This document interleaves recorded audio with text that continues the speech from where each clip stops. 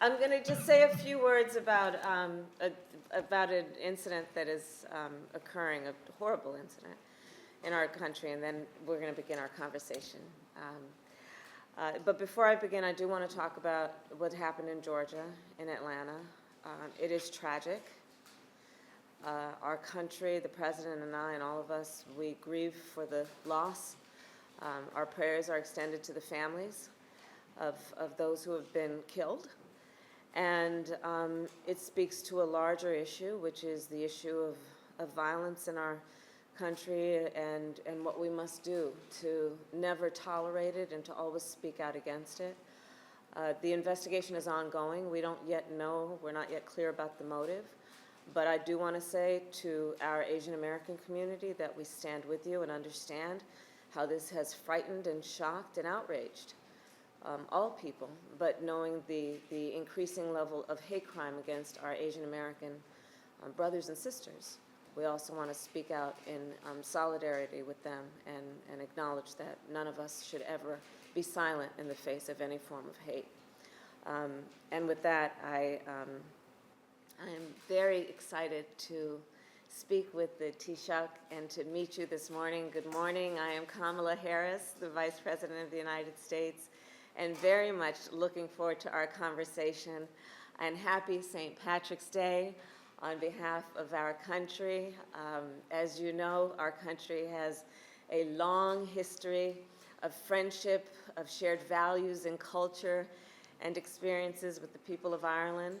And I was very excited of the many responsibilities that I will perform as Vice President to, at the beginning of my service as Vice President, do and be a part of this tradition.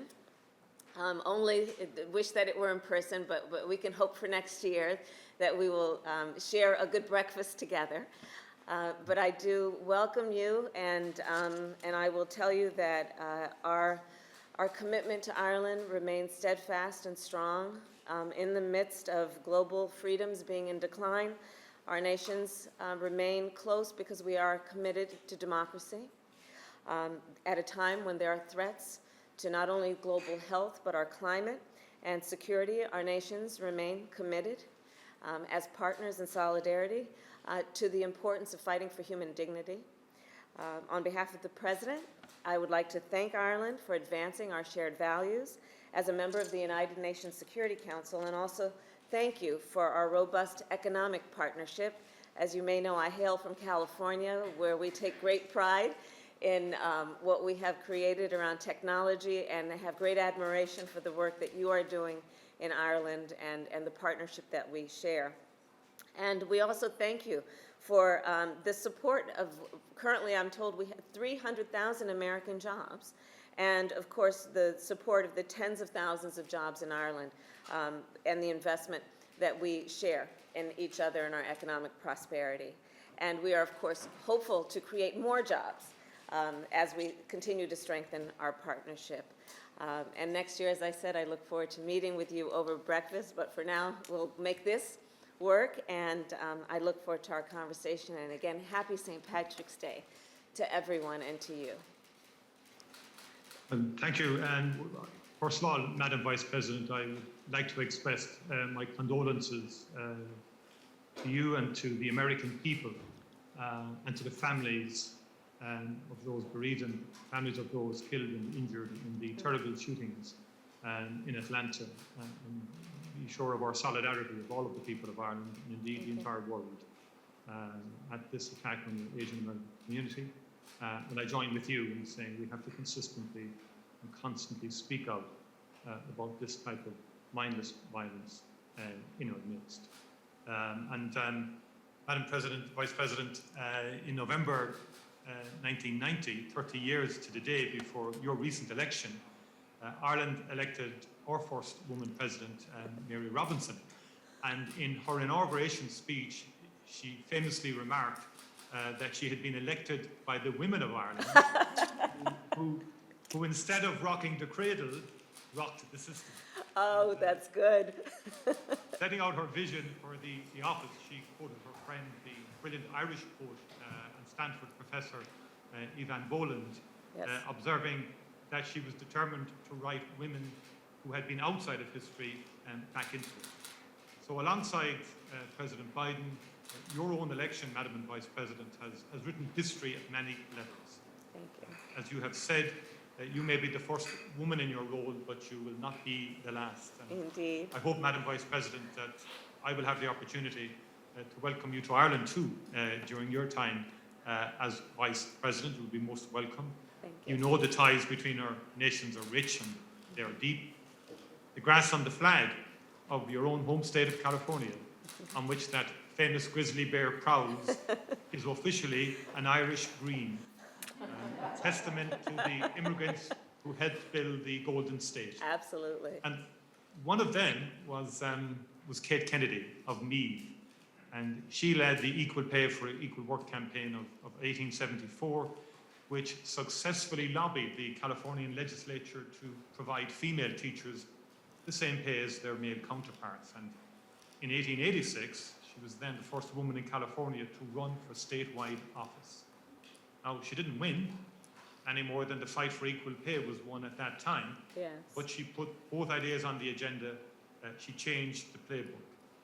And earlier this week, mindful of your comments, I had cause to congratulate two other Irish immigrants to California, Patrick and John Collison. I first encountered Patrick Collison when aged 16. He won Ireland's Young Scientist exhibition, and he moved to California some years later with his equally brilliant brother John, and together they founded their company Stripe. This week, it was declared the most valuable startup in America.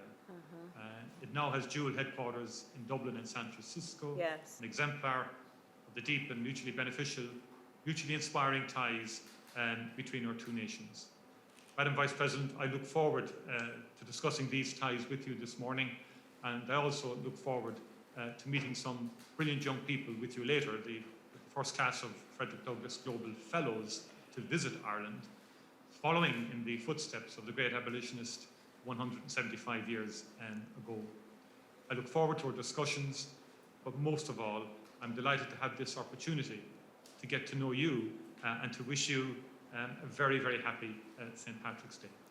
Thank you. And if I may, on the Frederick Douglass, I actually have a bust. I don't know if you can see it, but my alma mater is Howard University here in Washington, D.C., and they have shared with us this bust of Frederick Douglass, who, as you know, famously said, and I'll paraphrase, but the first time he was treated as a full man with dignity was his trip to Ireland.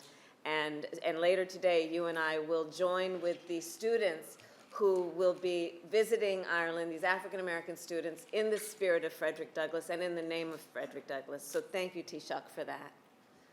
Yeah, it was quite an extraordinary journey for its time Yes. and visit. And I went to an exhibition recently on Frederick Douglass' time in Ireland and in my own home city as well, in Cork.